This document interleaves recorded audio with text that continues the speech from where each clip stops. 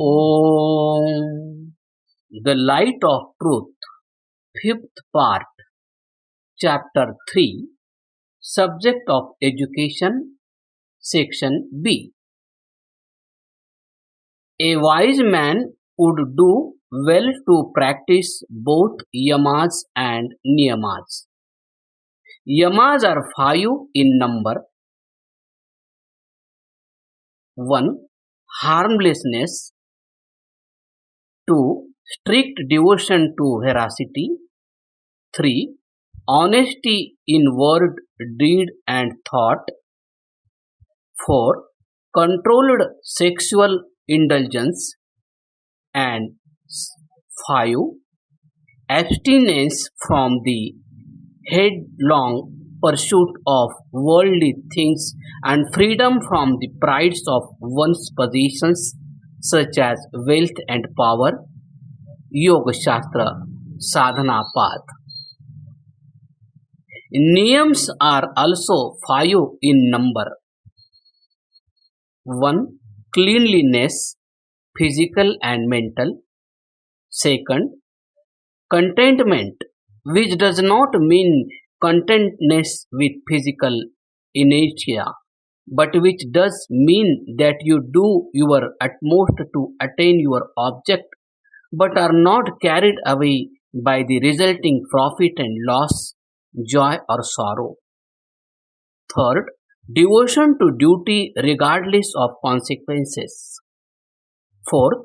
Acquisition and discrimination of true knowledge. 5. Resignation to all the will of God through extreme devotion to Him.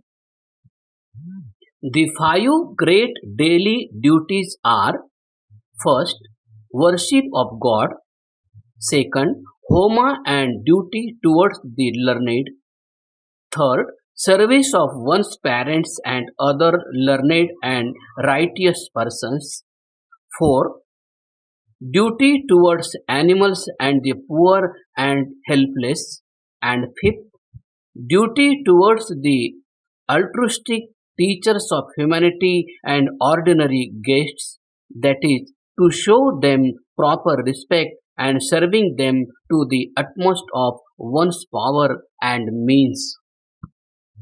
As skillful driver keeps his horses under control, even so should a wise man keep his senses, which are apt to lead both mind and soul into the pursuit of wicked objects, under complete control.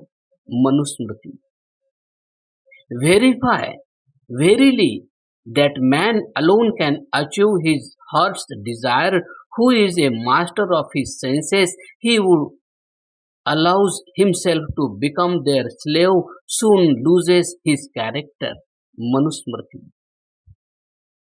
There should be no omission in the study of the Veda and performance of the 5 great daily duties and other good works, even on holidays, as there is no omission in the act of respiration without risk to life, so there can be no omission of one's daily duties.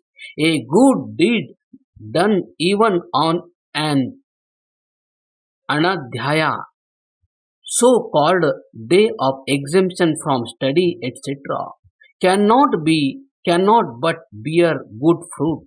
Manusmriti.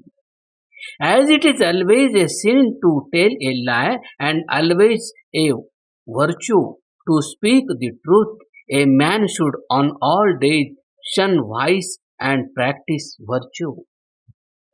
He who has a sweet and amiable disposition and serves the wise and old with all his heart continually gains in knowledge, reputation and strength and enjoys a long life.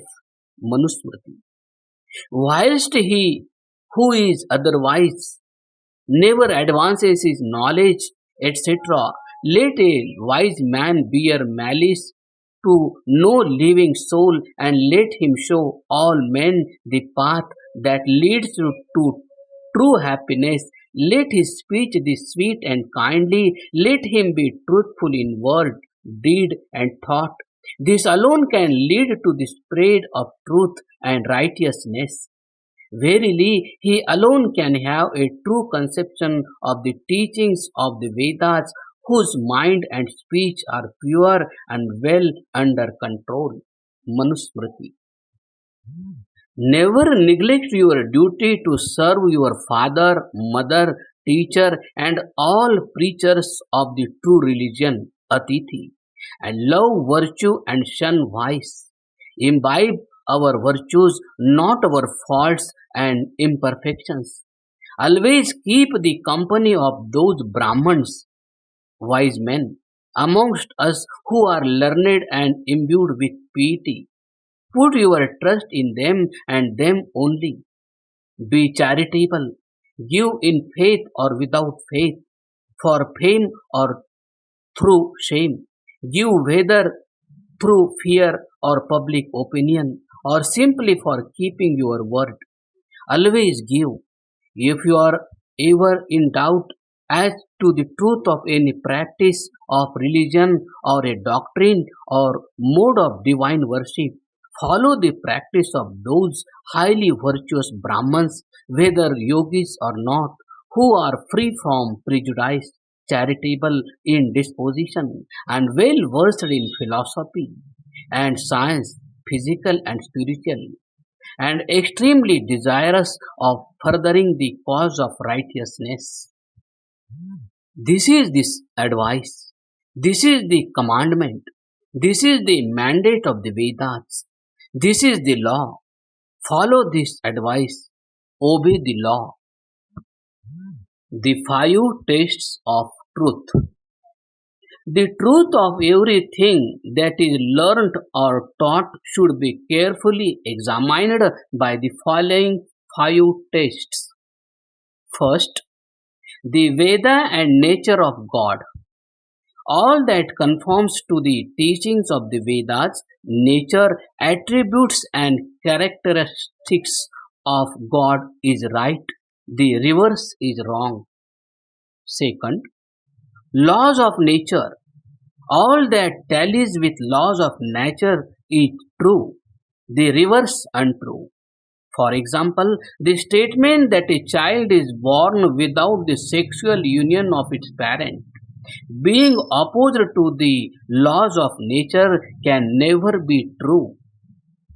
Third, the practice and teachings of aptas, that is, pious, truthful, unprejudiced, honest, and learned men, all that is unopposed to their practice and teachings is acceptable, and the reverse is unacceptable.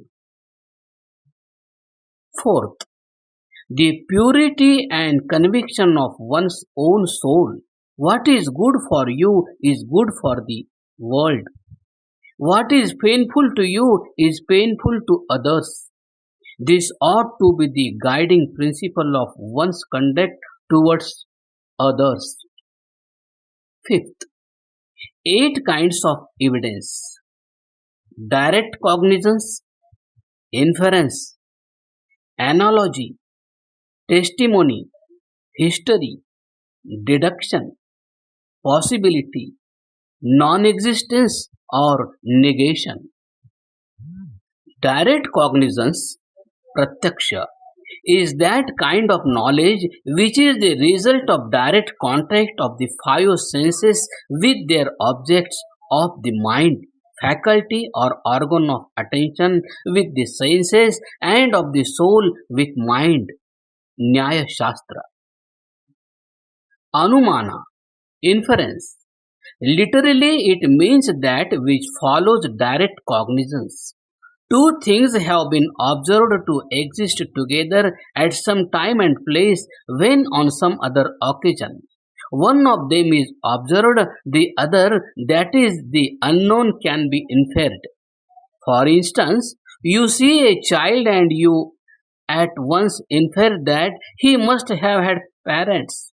Again, seeing the smoke issuing from the behind a hill, you infer the existence of fire.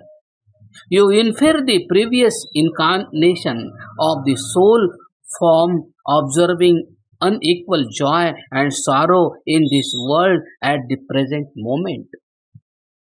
Mana, principle of thought and attention. The existence of mana, the mind or the organ of attention, is established from the fact that one is only capable of attending to one thing at a time. Nyaya Shastra.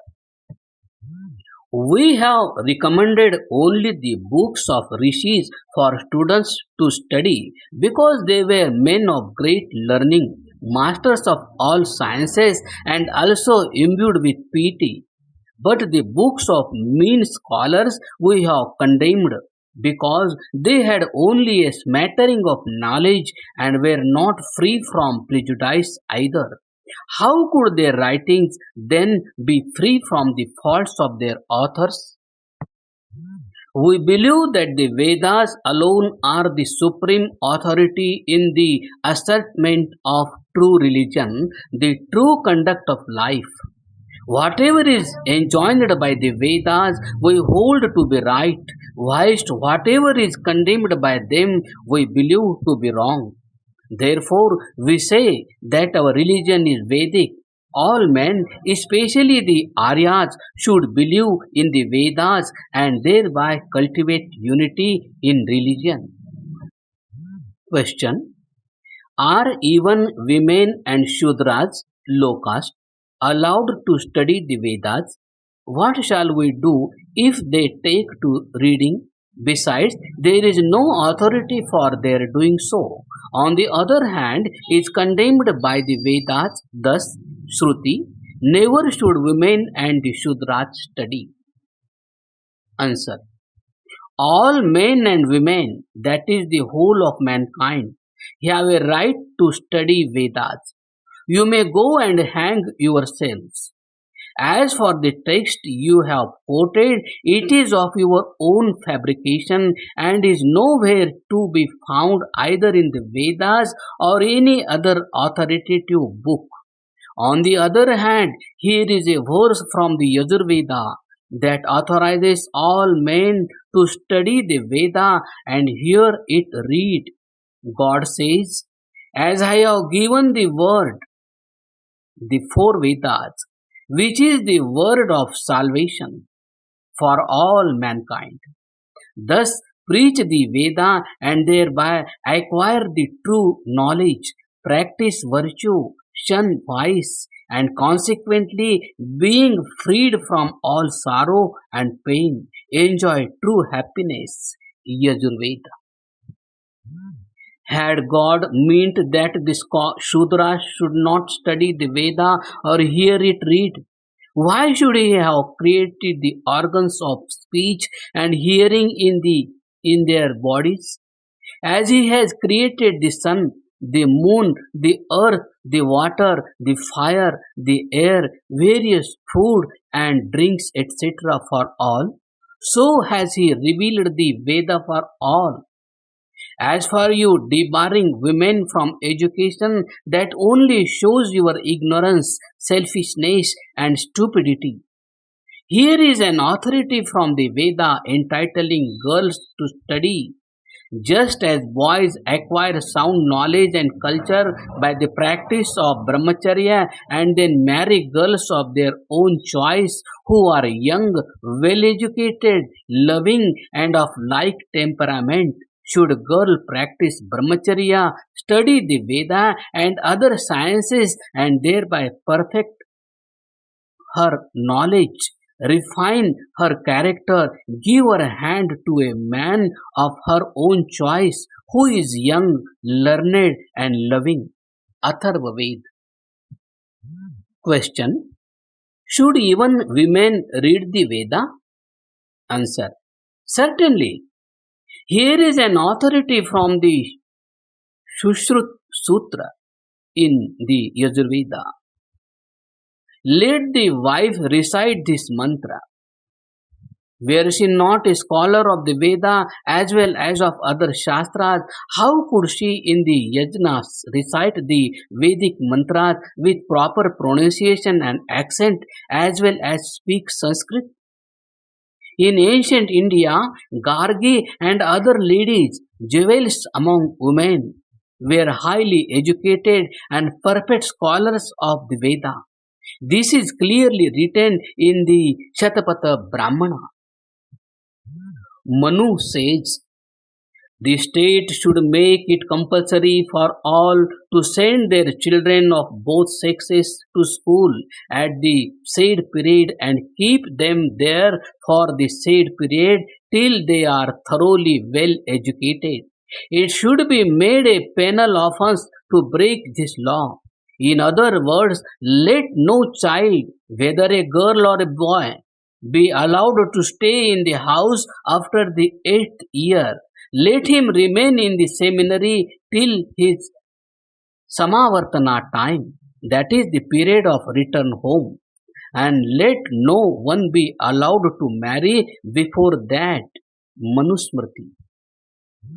Again says Manu, of all gifts that one can bestow on another, water, food, animals as cows and buffaloes, sesame seeds, land, clothes, gold and butter, etc., that of the knowledge of the Veda is the best and the noblest.